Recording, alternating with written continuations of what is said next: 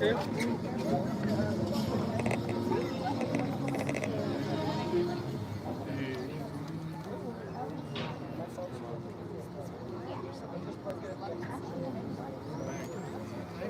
day. Welcome to the Canadian Tank Museum, home to the largest collection of operational historical military vehicles in North America.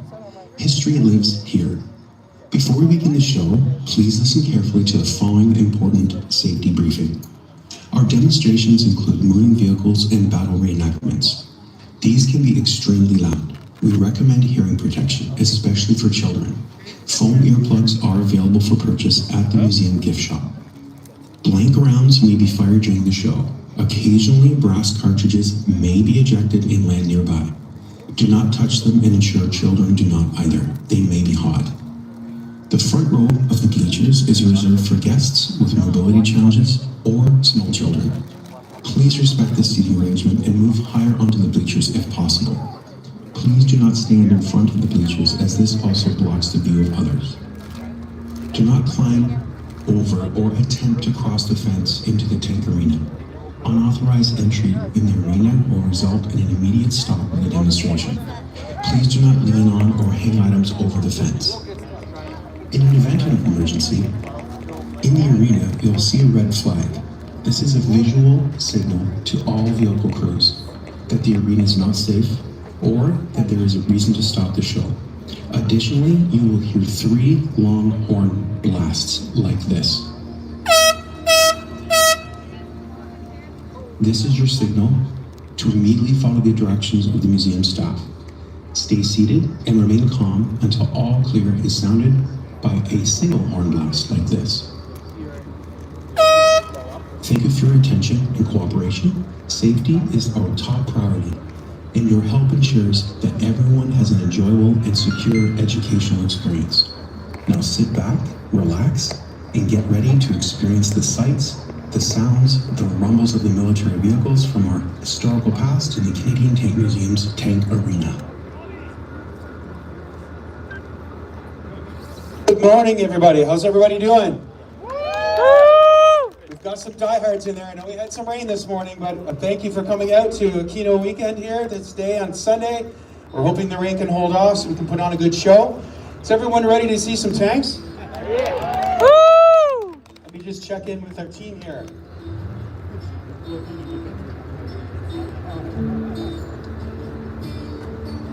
Marshall, roll out the tanks.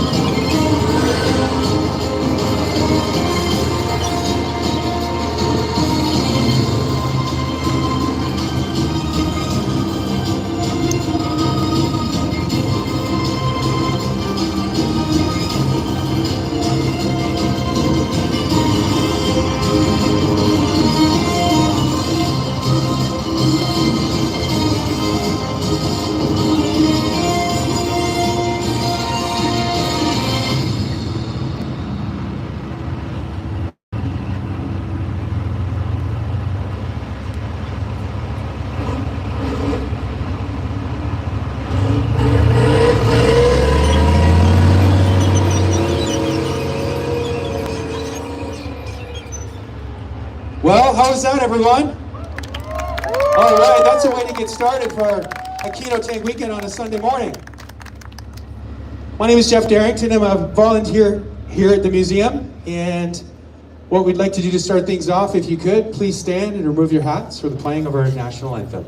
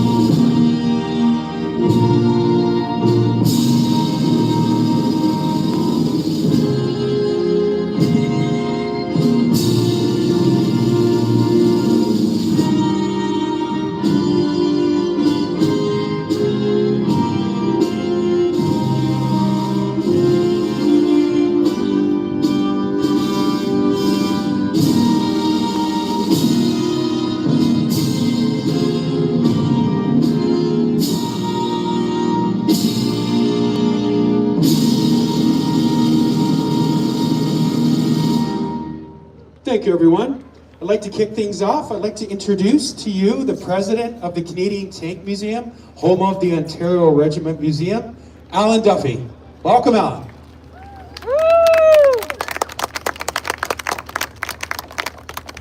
Well, thank you all.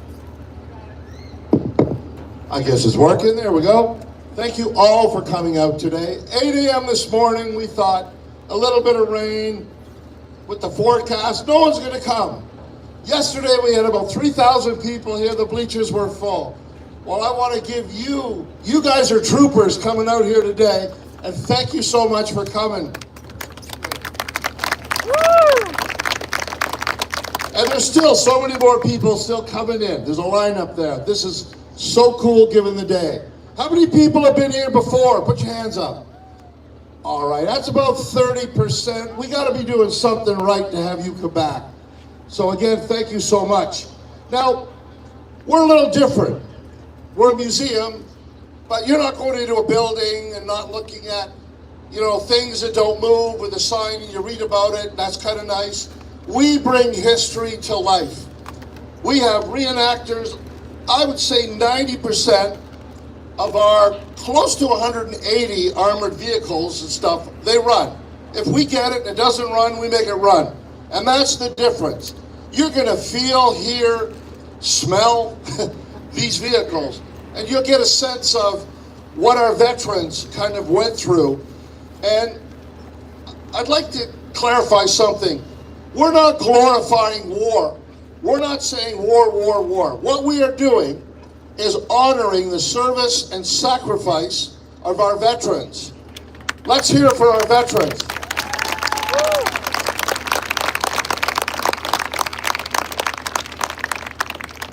Now, this wouldn't be possible. We are growing. We have 4 full-time people, that's it. We have 230 volunteers. And for this event, this weekend, there's 170 of that 230, that are actually here over the weekend, helping us with parking and with setting up stuff. So let's hear it for our volunteers.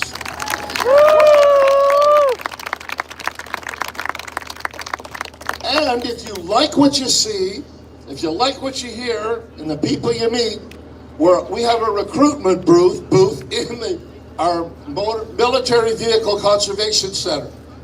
There, if you feel like you want to be part of our band of brothers and sisters. So feel free to join up. We have friends here from the UK. We have the Gulf War display down there. I'll talk about that a little bit later. We have people from Australia helping us out. You'll notice somebody stuck One of them put this Australian flag up. Look at this, with a kangaroo. And we have people from the US, and even we have a gentleman from Berlin. You're probably wondering, look at this vehicle, look at this tank on my left, your right. That's a different kind of camouflage. Well, this is a Berlin chieftain. During the Cold War, there was a squadron or two of these tanks, and it was in Berlin. And Berlin was surrounded by East Germany and East German and Soviet forces. So they were there protecting the section that the British held. And coloring it green in an urban environment where there's buildings didn't make sense. So this camouflage pattern is very unique. So this one was actually in Berlin. They came out, it was 91 or 92 when the Iron Curtain fell down, and there's no need for them. But this vehicle, we have the original, one of the original crew in there. Matthew Haney, put up your hand, Matt. And beside him is John Seeley. And John is with a number of them. He's in his actually vehicle that he was crewing during the Gulf War. We have 50 or 16 Gulf War veterans, so please make your way down there and see them.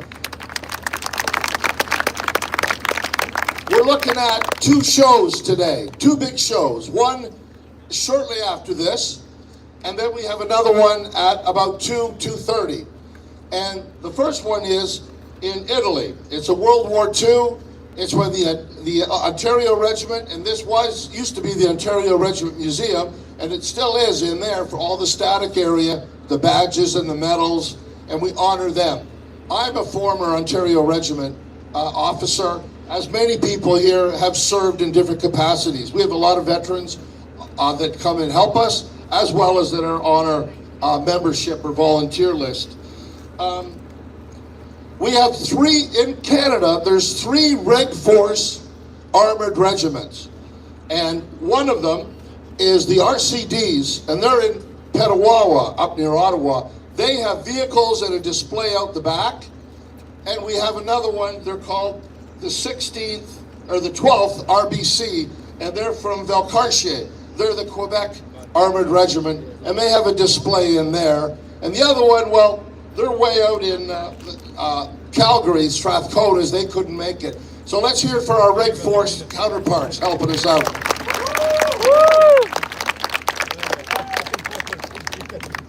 So in the back, behind these bleachers, it's a little empty now. We had a lot of torrential rain that stopped. I think we're going to be good for today. And a lot of them, that would have ruined their kit and everything, so they packed up, unfortunately, and they left last night in the middle of the rainstorm. But please visit what we have out there. There's a lot to see. We have remote control tanks as well. They come in every year, they cut the grass down fine, and they take care of the grass, and they're actually running these tanks over there. That's quite a thing to see. We also have more vehicles and stuff on display in our building over here we call the MVCC, and the museum where the badges and the uniforms and the guns are. And we have our gift shop if you want to take a memento back with you. I think that wraps it up. Again, I'm so happy you guys made it out today given the weather. And do we have a group of cadets here? Where are you from? Brampton. Where? Brampton. Brampton. Well, welcome the Brampton cadets. Thank you guys so much for coming. And at this point, I'm going to turn this over to the MC. He's our executive director, Jeremy Blowers. There. Thanks so much, Al. Now, what an entrance that you'll be able to make here. You guys are now going to hear all of our vehicles. We obviously have communications, radios, and comms in all the vehicles for safety. So now you're going to hear the commands over the radio a little bit behind the scenes as we get these main battle tanks out. Then they're going to do another lap around, so you could, if you missed it, because we saw a lot of people that were still coming in the gate, so you can hear these machines and you could get some great pictures and or video. And then we're going to check with the marshal, and we are going to tell an important Canadian story from the Second World War. Tankers, tankers, start your engines.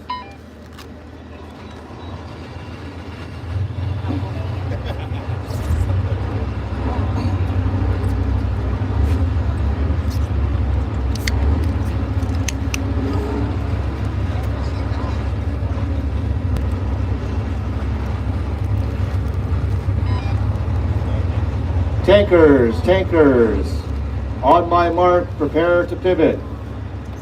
Turn, turn, turn, turn, turn, turn, turn.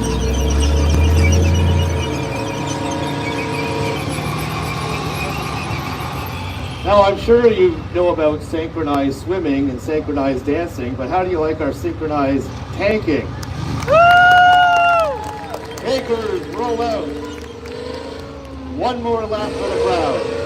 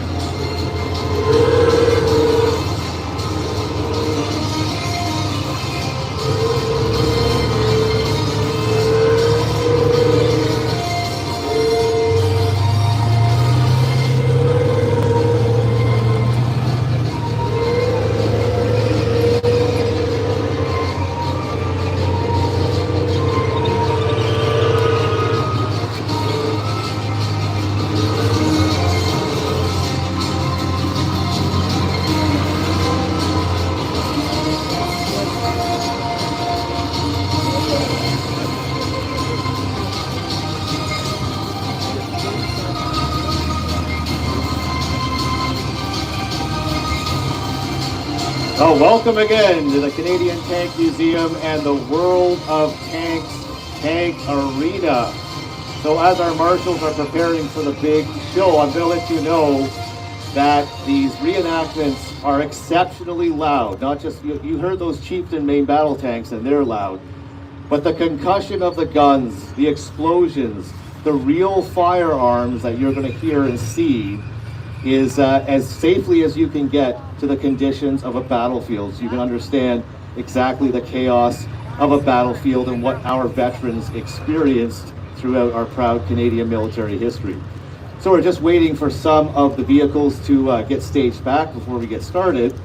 And a couple of things just to follow up on what Al was saying. So down there you can see by the DAB Canada Tower, after the show those gates will open up and you can get up close to all those vehicles, meet the veterans of the Gulf War, and then they will be in the battle reenactment and historical story that we're going to be telling this afternoon at the 2 o'clock show. Now, we're really tracking the weather here, and again, we super appreciate the fact that you guys came out despite the conditions, but at least we won't be hot, right? That's good. We might get wet, but we won't be hot. So again, we plan to go off for 2 o'clock this afternoon. And this is a rain or shine show, so as long as it is safe to do so, as long as we don't have lightning strikes, we will go in the rain if it starts to open up on us this afternoon. So stand by for announcements from the tower station. Now, so many people bring this together. Al was talking about all the volunteers of the Canadian Tank Museum and the veterans and the outside organizations. But to bring history to life, we provide the vehicles.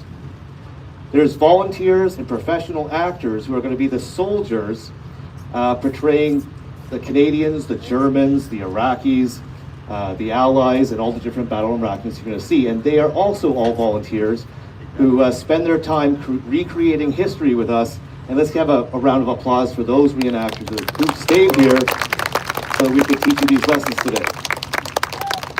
Also, again, there's real tanks and real military vehicles, but you're also going to hear and experience real weapons, machine guns, rifles.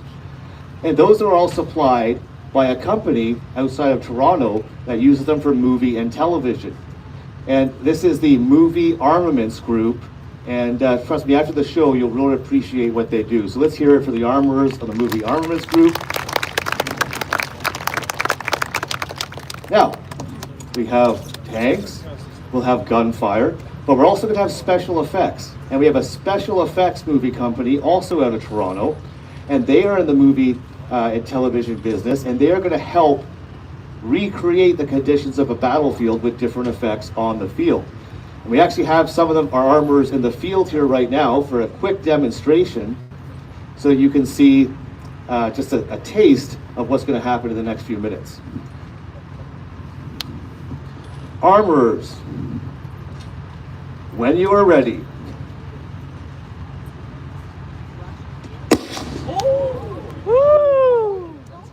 So, amongst all of the different things you're going to see, there's going to be a lot of pop and bang. Let's hear it for the Max Effects and their team.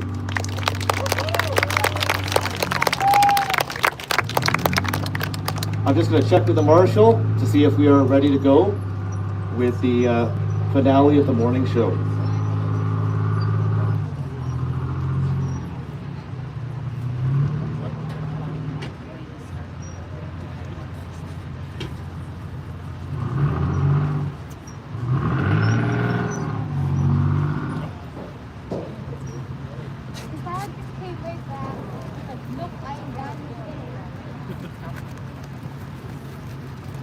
Okay, well, they're just starting up the Second World War vehicles and getting the infantry ready.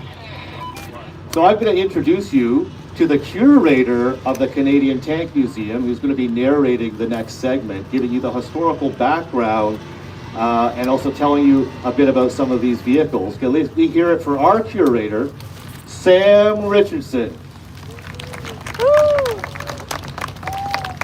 Thank you so much for joining us today, folks, especially despite the weather. I feel a few sprinkles coming down on us now, but I see you're well equipped with your umbrellas and raincoats, so that's excellent.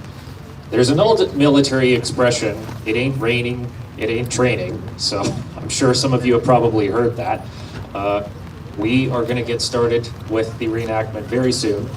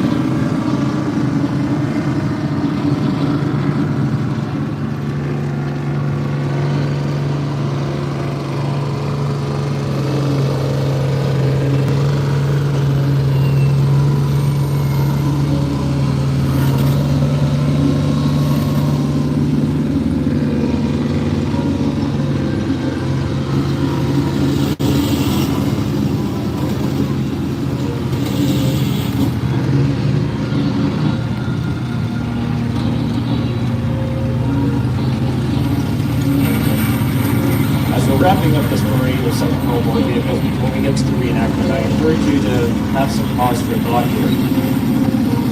In Italy, it could be hot and humid a lot of the time, but sometimes it was exactly like this.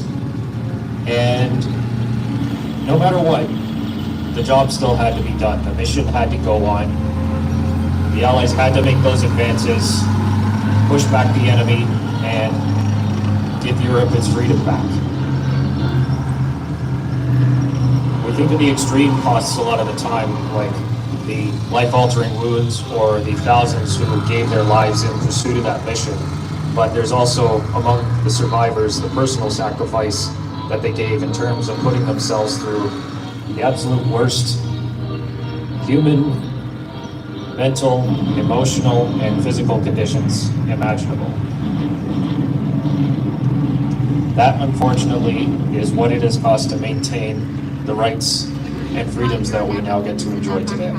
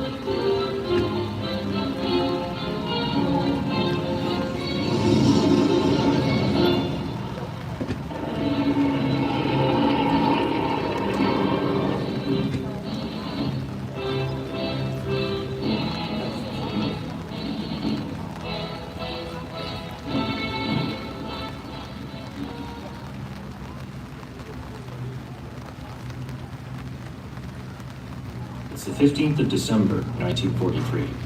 In Italy, Allied forces are battling fierce German resistance as they advance northward, discovering that the underbelly of Europe is not so soft as their commanders-in-chief had hoped. As winter approaches, tanks from C Squadron 11th Canadian Armored Regiment, the Ontario Regiment, join C Company Royal Vendeuxième Regiment, or Vendus, in securing the west flank of the attack on Ortona, where the comrades are trying to breach the eastern anchor of the Gustav Line, a defensive perimeter meant to deter an Allied advance on Rome. In their way stands the German 1st Fallschirmjäger Division, a parachute unit that was among the most tenacious and fanatical units in the German order of battle. For the Ontarios and the Vendus, the objective is to attack and hold a 3-story farmhouse called Casa Berardi, which is located along a vital road connecting Ortona with other German positions inland. With the Führer himself having ordered his forces in the area to hold Ortona at all costs, the Canadian troops could expect nothing less than a fight to the last.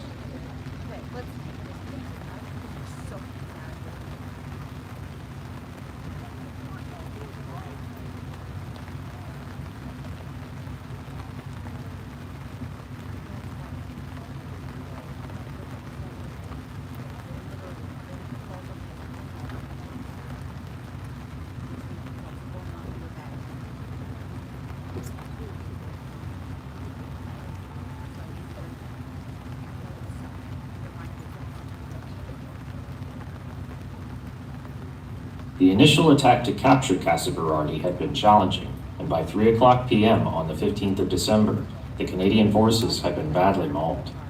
Only 4 of the Ontario's tanks were operational, and the Vendus had only 15 soldiers left active. German forces had cut them off from their lines, with no ability to resupply ammunition or evacuate the wounded. The morning was quiet, leading them to think the German units besieging them may have withdrawn. Little do they know, 200 troops of the German 1st Fallschirmjäger Division lie in wait with tank and artillery support, preparing to launch a vicious counterattack to dislodge them from Casa Berardi for good.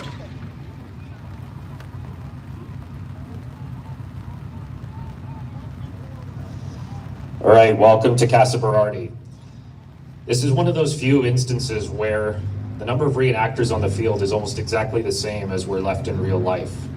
Having only 15 personnel left to man this vital position that the Canadian forces had fought so hard for in the first place and have to hold on to protect the advance on Ortona along the eastern coast of Italy is nothing short of a monumental challenge.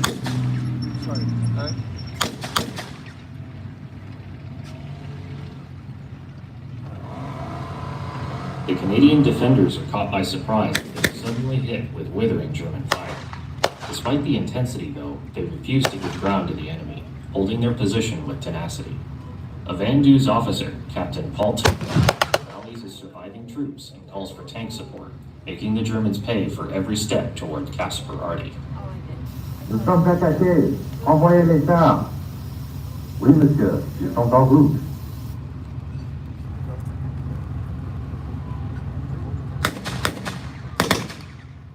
For context, Fallschirmjäger translates to paratrooper. Now, we tend to think of paratroopers as being pretty advanced and elite troops, and that is certainly the case above and beyond the regular rank and file of the German Heer land army. Even in this case, even though the 1st Fallschirmjäger Division had not been involved in an actual airdrop operation since much earlier in the war, they are still very much at the forefront of the German fighting forces in Italy, and they're holding the line firmly as the Allies are pushing north. They're certainly among the more fanatical and enthusiastic troops in the German land forces, and they're certainly not going to give up a fight without a fight. And in this case, they've thrown around 200 of their personnel in against 15 infantry personnel who are surviving on the Canadian side, along with a few armored vehicles who at this moment consist only of a Fox armored car and a heavy utility wireless truck that are not even meant for directly engaging enemy armored vehicles.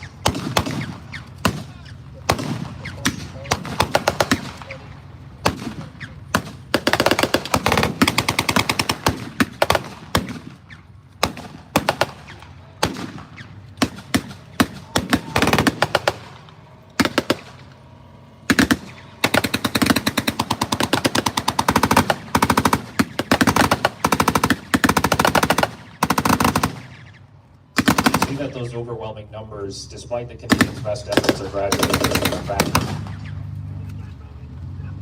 Being a bit more spread out in the forward positions with so few personnel makes it very hard to maintain that position, so consolidating further back is always more stable within reason, but sometimes you just run out of room to fall back into. And the Canadians have to make sure that they don't do that.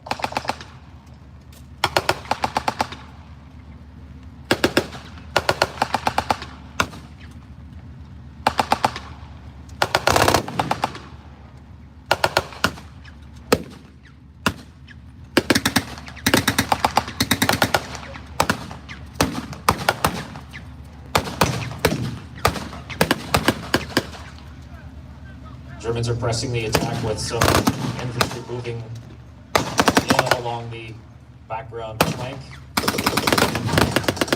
All the more advancing down the center with machine gun support from their own halfback, and tank support from the Panzer III in the foreground, and the Sturmgeschütz III in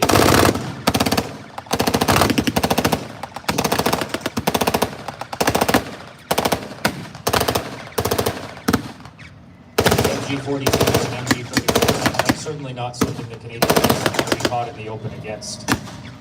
Firing between 900 and 1,200 rounds a minute, respectively, they will easily cut any infantry platoon down to size.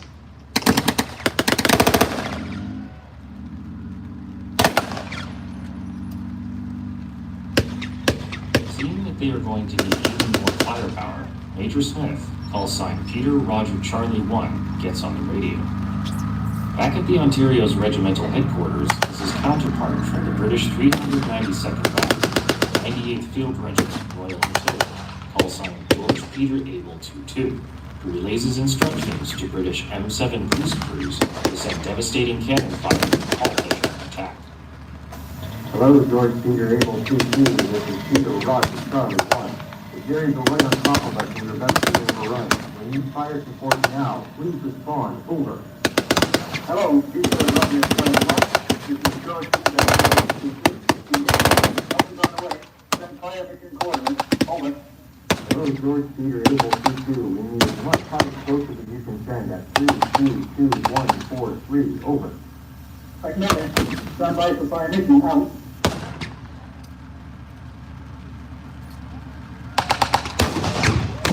With the Germans encroaching closer, the ground forces, the Canadian ground forces have called upon their tried and true friends in the 392nd Battery, 98th Field Regiment Royal Artillery, who are based a few kilometers away with M7 Priest self-propelled artillery vehicles. The museum actually has a Priest in its collection that is on display. I encourage you to check it out after the battle, but to give you a quick summary, the Priests are equipped with 105mm pellets that fire out to a range of 11 kilometers, creating devastating area of effect destruction, especially in large numbers.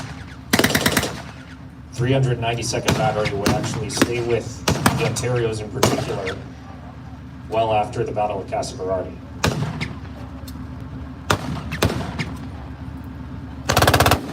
George Peter, Able 2-2. This is Peter, Roger, Charlie 1. Where's that artillery? Over. Peter, Roger, Charlie 1. This is George Peter, Able 2-2. Here comes the ring. Button up. Get ready to move. Standing by for service. Out.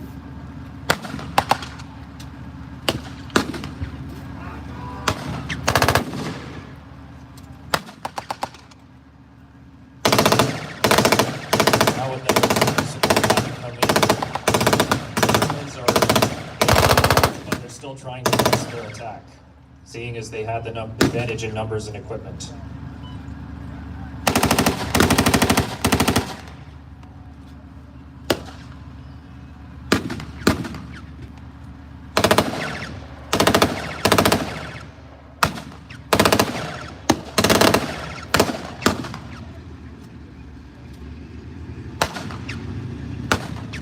Ontario's under the command of Major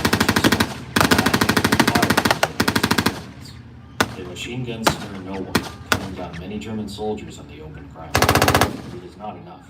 The enemy keeps coming, an unstoppable force encountering an immovable object. The question now becomes, which one is going to give way first? Captain Triquet was determined to make sure it would be the Germans. Fearlessly encouraging his men through the maelstrom, he rallied them with a statement that is now a key theme on attack.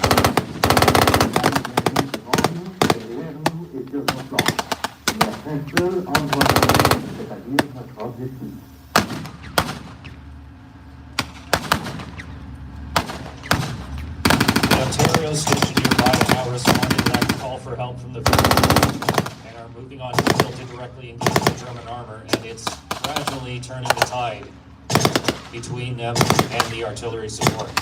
You see in the background the Stuck 3 has been taken out, and the Ontario artillery is fast and furious.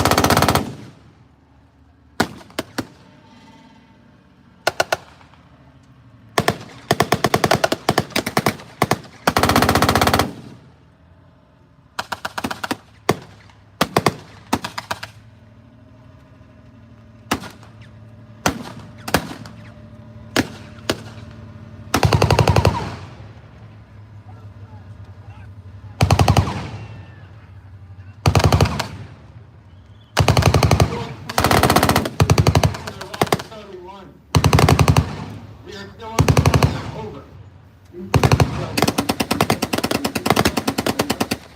Yes, fire again now. Over. Second fire mission. Over.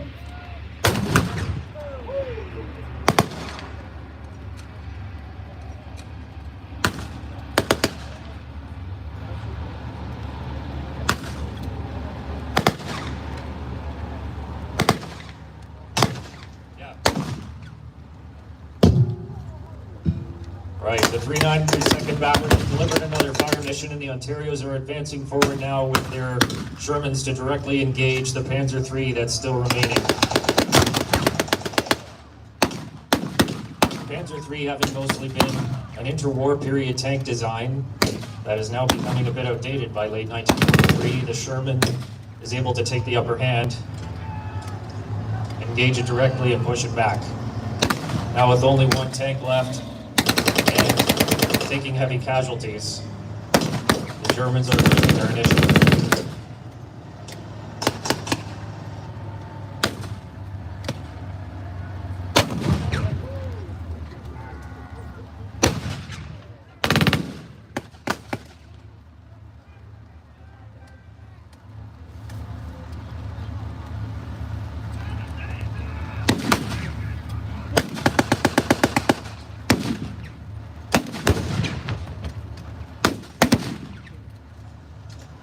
It's a slow and steady fight. The Ontarios are pushing their way forward. The Ford Links joining the Sherman foreground. Sherman still firing away, and the Panzers taken out at last. No German armor left on the field.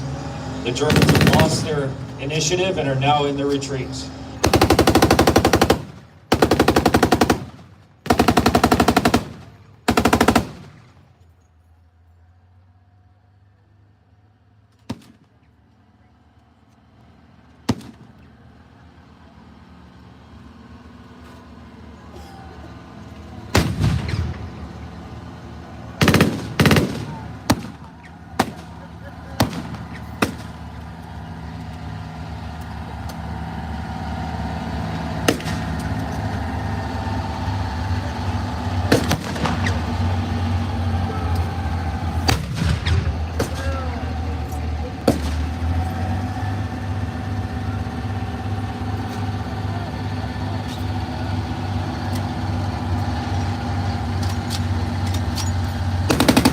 Peter able to feel. This is Peter Roger, Charlie 1.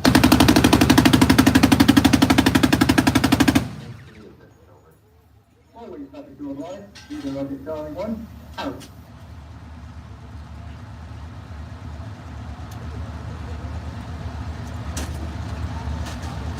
Although the Van Dews and the Ontarios had successfully stopped this attack, the battle for Casa Berardi was far from over. The two units spent the rest of the day completely cut off from their supply lines, running dangerously low on ammunition. Thanks to the creative thinking of the Ontario Regiment's Captain Leonard Knowles, 7 Shermans loaded with supply crates set off for Casa Berardi at midnight, arriving early the following morning on the 16th of December. Captain Knowles and his tanks stayed in the area conducting further patrols, during which he was shot by a sniper and had to be evacuated. Captain Knowles and Major Smith both received the Military Cross for their conspicuous gallantry, while Sergeant Ross Clark received the Military Medal. Most notably, though, Captain Paul Tiquet of the Van Dews received the Victoria Cross, the highest military award in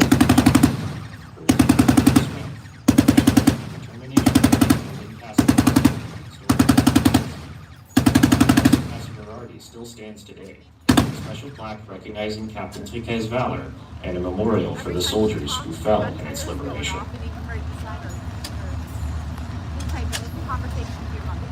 And that was the Battle of Casa Berardi.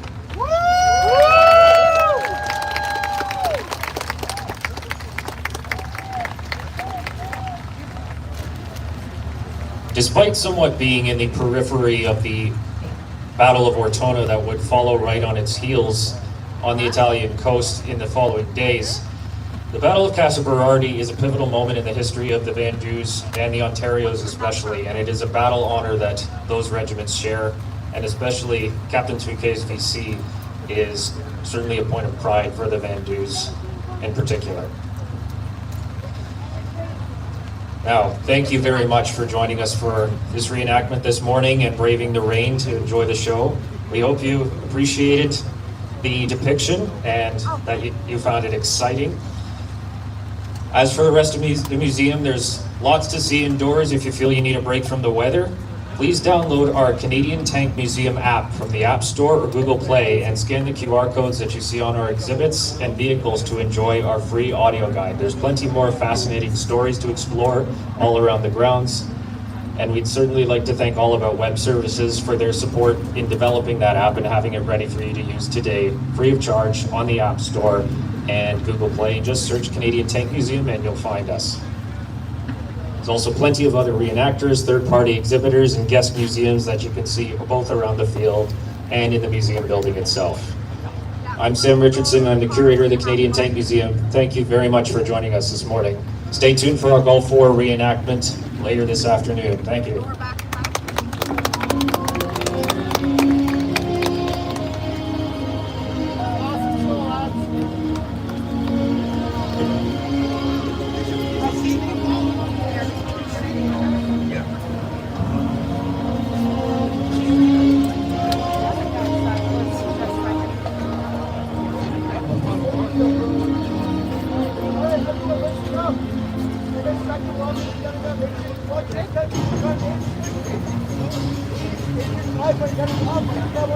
Everybody go!